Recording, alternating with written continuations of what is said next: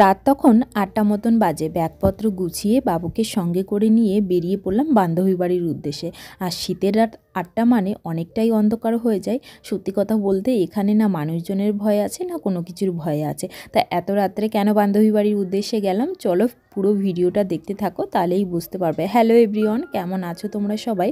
আশা করছি সবাই ভালো আছো, আমরাও কিন্তু বেশ ভালো আছি। আজকে সকালে ঘুম থেকে উঠে তোমাদের দাদাভাই টিফিনটা যখন বানিয়ে দিলাম, তারপর আর মনে করছিল না যে উঠে কোনো কাজবাজ করি। সকালের দিকে কয়েকদিন ভীষণই কুয়াশা হয়ে যাচ্ছে, আবার লেপের মধ্যে ঢুকে গেছিলাম, কিন্তু ভাবলাম না, বসে বসে থাকলে যতটাই আমি লেট করব, তো পরে কিন্তু সমস্ত কাজ আমাকেই করতে হবে, তো আমার লেট হয়ে যাবে। সেই কারণে ঝটপট উঠে লেগে পড়েছি। ওই যে তোমাদের প্রতিদিনই তো বলেই থাকি, এই ডিউটি যাওয়ার পরে ঘরবাড়ির অবস্থা ভীষণই খারাপ হয়ে যায়, কারণ এই শীতের সময় তো প্রচুর জামা কাপড় ড্রেস থাকে, এইখানে ওইখানে খুলে রেখে দেয় সমস্ত কিছু। ওই ঝটপট করে গুছিয়ে নিয়ে তারপরে রান্নাঘরে যাব। আর আজকে রান্না করব নতুন একটা জিনিস, জানি না কেউ খেয়েছো কি না, কিন্তু আমার শ্বশুর বাড়ি থেকে এটা খাই, জানো তো। আমি বাপের বাড়ি থেকে খাইনি কোনো দিন, এই শ্বশুরবাড়ি এসে খাওয়া শিখেছি। মানে কাল তোমাদের দাদা ভাইয়ের অফিস থেকে দিয়েছে হচ্ছে ওলকপি, 3টে ওলকপি দিয়েছে। এবার তার সঙ্গে দেখলাম অনেকগুলোই পাতা রয়েছে, তা তোমাদের দাদা ভাই বললো যে এই পাতাগুলো বাটা করতে, তো সেটাই করব। তা ভাবছিলাম যে পাতাগুলো একটু কম হয়ে যায় নাকি, তা পেছনের দিকটায়ও যাব, যে কেউ ওলকপি লাগিয়েছে নাকি সেইখান থেকে একটু পাতা নিয়ে আসব। আর এই যে ডিমও দিয়েছে, আমাদের সপ্তাহের ডিমটা দিয়ে দিয়েছে, সেটাই ঝটপট করে রেখে দিচ্ছি এখন, কালকে রাত্রে রাখতে পারিনি। আর বাদবাকি সবজিগুলো সমস্ত কিছুই রেখে দিয়েছি। আর আজকে না ডিমের কারি করব। অনেক দিন ধরেই তোমাদের দাদাভাই বলছিল যে মানে দোকানে যেরকম ডিমের কারি করে সেরকম করে একটু বানাও না, তা সেটাই আর হয়েই উঠছিল না। কারণ ডিমটা না আমরা সত্যি কথা বলতে খুবই কম খাই, কম বলতে মানে রান্না করে খুব কম খাই। হয়তো ওই ব্রেকফাস্টে তোমাদের দাদাভাই খাই, আমি হয়তো খাই, আর প্রতিদিন বাবুকে দেওয়া হয়। আর আজকে এই বিটরুট জুসটার মধ্যে একটু সামান্য পরিমাণে বিট লবণ আর একটু লেবুর রস দিয়েছিলাম, দুর্দান্ত লাগছিল আজকে খেতে। আসলে কি হয়েছে জানো তো, আমি ফোনে একটা ভিডিওতে দেখলাম যে এই বিটরুট আর গাজর দিয়ে কালঞ্জি বলে যেটাকে, ওটা বানালো।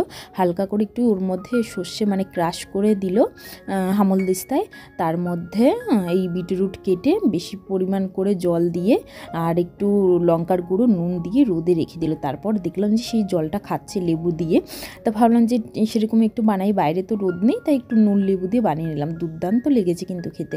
এখন ডায়েরিটা নিয়ে বসে পড়েছি। কালকে ওই ডিমের রেসিপি দেখতে দেখতে হট করে দেখলাম যে একটা ভালো মানে আইটেম দেখলাম রান্নার, তা সেটাই একটু লিখে নিচ্ছিলাম, যদি পরে ভুলে যাই।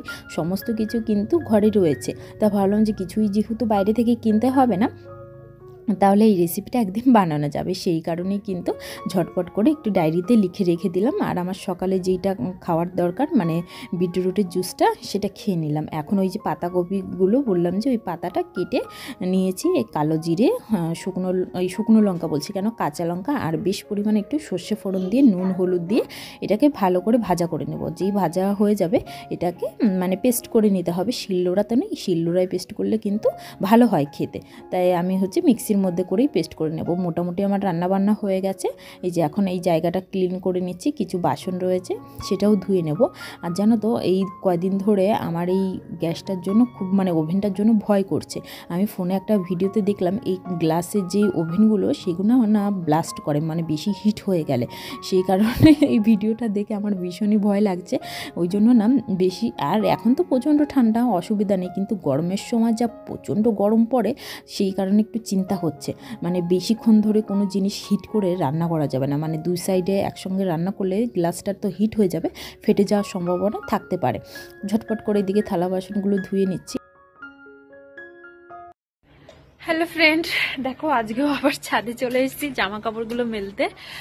রোদ বেরোবে না করে বেরিয়েছে, তাই আজকে একটু দেরি হয়ে গেল। জামা কাপড়গুলো এগুলো ভাবছিলাম ধোবো না, কারণ কালকেরই অনেক জামা কাপড় ছিল যেগুলো বাইরে দিয়েছি, আর আজকে এগুলো ধুয়ে দিয়েছি। আর আজকে পুরো দড়ি টড়ি ফাঁকা রয়েছে।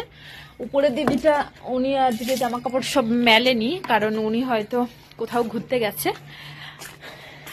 বাচ্চাদের ছুটি তো, মানে ঠান্ডার জন্য ছুটি দিয়ে দিয়েছি। স্কুল খুলেছিল, আবার ভীষণ ঠান্ডা, আবার ছুটি দিয়ে দিয়েছে।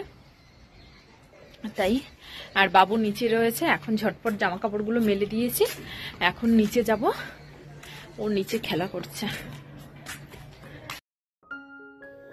বাইরে থেকে ঘুরে চলে এসেছি, আর এই দেখো ডিমের কারিটা তোমাদের একটু দেখাই। এই যে দুর্দান্ত হয়েছিল কিন্তু খেতে। আর এটা আমি একটা ফোনের একটা রেসিপি দেখে সেটা দেখেই বানিয়েছি। আর এই শাকটাকে এখনও পেস্ট করিনি, সেটা পেস্ট করব, সোনাইকে এখন খাওয়াবো। এর মধ্যেই খাবার দাবার আবার ঠান্ডা হয়ে গেছে, এটা গরম করব এখন। ওর জন্য একটু আলু সিদ্ধ দিয়েছিলাম আর ভাত, ওকে খাওয়ানো হয়ে গেছে। এখন এই যে কিছু থালা মানে জামা কাপড় রয়েছে, সেইগুলো ভাঁজ করে নিয়েছি ঝটপট করে। এগুলো ভাঁজ করিয়ে তারপরে ওইদিকে ভাতটা বসিয়ে দিয়েছি, মানে আমাদের ভাত বসিয়ে দিয়েছি, আর সোনাইকে এর মধ্যে ঘুম পাড়াবো। আর এই যে হোয়াইট কালারের কুর্তিটা দেখতে পাচ্ছ, এটা যেন কত বছর হয়ে গেছে, 6-7 বছর হয়ে গেছে।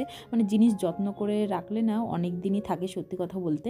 মানে এই কুর্তিটা তোমাদের দাদাভাই বিয়ের পরে, মানে প্রথমবার যখন শপিং করতে গেছিলাম পুজোর সময় জামা কাপড় কিনতে, তো শাড়ি টাড়ি কেনা হয়ে গেছে, তারপরে নিয়ে গেল হচ্ছে উপরে কুর্তির সেকশন ছিল, সেইখান থেকেই এই কুর্তিটা নিয়ে। আর এটা নিয়েছিলাম বিমল থেকে, আমার এখনও মনে আছে। হ্যালো ফ্রেন্ড, দেখো এই যে টিফিন বক্সে দেখলে তো ভরে নিয়েছি, পাও ভাজির সবজি বানিয়েছিলাম আর ব্রেড নিয়ে যাচ্ছি। এখন বাজে রাত 8টা, তোমার দাদাভাই আসতে লেট হবে। তো আমার বান্ধবী টিফিন বক্সটা ছিল, ও আমাকে ওই খিচুড়ি দিয়ে পাঠিয়ে দিয়েছিল টিফিন বক্সের মধ্যে। মানে খালি টিফিন কেটে প্রথমে আমার বাড়ি ছিল, আমি নিয়ে গেলাম, তারপরে ও আবার খিচুড়ি দিয়ে পাঠালো। আবার আমি এখন ওর জন্য ওই পাওভাজি বানালাম, সেটা নিয়ে যাচ্ছি। দেখো বাইরেটা কি অন্ধকার, তা বাবুকে নিয়ে এখন এই যে যাচ্ছি। ওই যে আগে আগে গেছে এই যে আমার বান্ধবী। তো চলো খাবার টাবার দিয়ে দিলাম, আর আজকের ভিডিওটা এই পর্যন্তই রাখলাম। কেমন লাগলো অবশ্যই জানিও।